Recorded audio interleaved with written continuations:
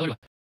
I guess no one expected before that a transitional chapter before the start of 4.0 could break apart and reassemble Penacony's story into what it is today, right?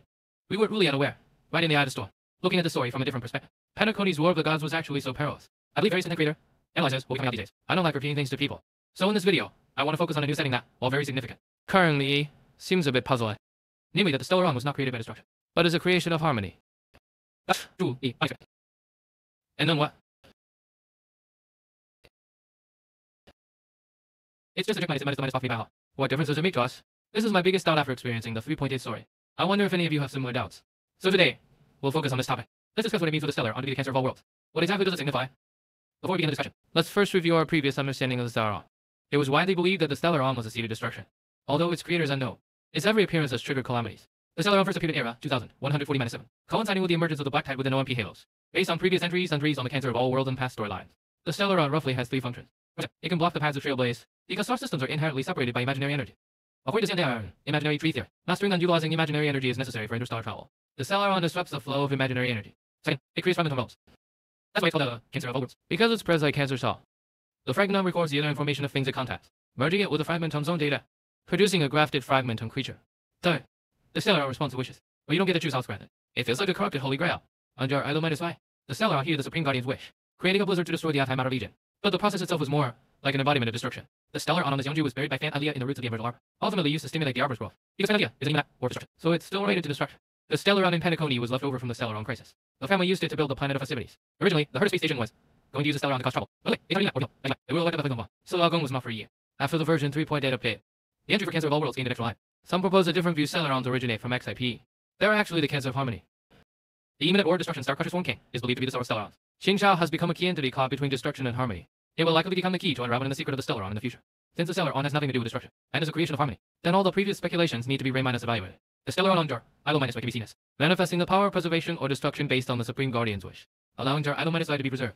The Stellaron on the Yeonju manifested the power of abundance, causing the Ambrosial Arbor to sprout. In the True Penacony storyline of version 3.8, the Stellaron heard Firefly's wish, and recreated the swarm disaster, manifesting the power of propagation. From this, we can summarize the true nature of the Stellaron. The Stellaron has the ability to mimic and manifest other paths. This also explains why the Trailblazer can contain so many different paths. It is called a pathless person, meaning someone without a path. I always thought this was the divine power of Trailblaze before. This ability is more likely to come from the Stellaron. If the above speculation is true, then the Stellaron is not a seed of destruction, but the seeds of harmony absorbing other paths. The harmony cancer refers to harmony itself spreading across the universe like cancer. If harmony's plant succeeds, XIP will absorb everything in the universe, becoming the universe itself. In light of this, we may need to evaluate XIP. What exactly is its third aspect? Considering it consumed order, and the Stellaron has such a strong assimilating effect, then XIP's heads are likely all the ends it has assimilated. There are currently 6 known Eons who have perished or gone missing. Permanence, order, propagation. Trailblaze, beauty, ferocity. Permanence perished too early. Propagation and abundance are both related to the path of permanence. XIP's essential was during the Swarm Disaster era. Propagation was already dead, so it couldn't have come in contact with permanence. According to the records the conductor have seen Akivile's disappearance, occurred during the Second Prosperity, also known as the Blood Brocade era. Thus, there's no way the developers will let Trailblaze be absorbed by harmony. So that's rule all. After excluding the obvious ones, order and propagation, only the paths of beauty. Only the paths of beauty and veracity remain. The characters in this storyline all skip the second aspect. They only speculated about XIP's third aspect, as if defaulting that its second aspect is harmony itself. Let's follow this assumption for now. Veracity's disappearance also occurred during the Swarm Disaster era. It's suspected that order and preservation reached some kind of agreement, and then banished Veracity. Veracity is one of the oldest Eons, coupled with feasting heartily during the Swarm Disaster. Its power at that time should have been immense. Therefore, for order to banish Veracity, would likely have consumed an enormous amount of power. Perhaps precisely because of this, it might have been assimilated by harmony. So, the chance of XIP assimilating Veracity should be quite low. If it could devour both order and Veracity in one go, then Veracity shouldn't even be anyone anymore. You would be the true Veracity. As for beauty, there are many points of doubt. First, beauty's ascension site is the agate world, Merusai. This is the ground zero of the Stellaronic fluid. It is also the location of Stellar Roar, and the Soul-Minus severed starfield, the place where the Aeon of Beauty fell. According to the surveillance report from UQ, the Wing Weavers of the Abundance went there to search for Stellaron. There's also a Stellaron there, both the ascension site and the false site of Stellarons. So the Aeon of Beauty might have been absorbed by XIP. Furthermore, it's mentioned in the text of the Mirror-Minus Holder. When people's concepts of beauty merge into harmony once more, when strife and discord vanish, the Aeon they believe it will become whole again, and the universe will become one entity. This vision is very similar to the final outcome associated with harmony. Therefore, the Aeon of Beauty may become XIP's third phase. If XIP's second phase isn't harmony itself, then it's not impossible for Veracity to have been assimilated by XIP. After all, these two path concepts are so similar. Harmony's domain is much broader than Veracity's. Let's take a look at Stellar Roar. I found something very interesting while translating the text. In the Patriarch stream during the storyline, the envoy who came to inspect the Patriarch said something very strange. Even if he was just the leader of a branch family in a remote region, the family would not tolerate his incompetence. Not only was he unable to suppress the situation, he was even killed if Nanook had not manifested. The Infinite Foreman would have descended upon Penacony to purge the evildoers. I was completely baffled at the time. What do you mean, if Nanook had not manifested? What does your harmony internal affair have to do with Nanook? And what is the Infinite Foreman? It sounds so much familiar. Ouch, my brain is working, so I look to pass material. The Infinite Foreman is one of Harmony Emanators. Harmony's Emanators are very special.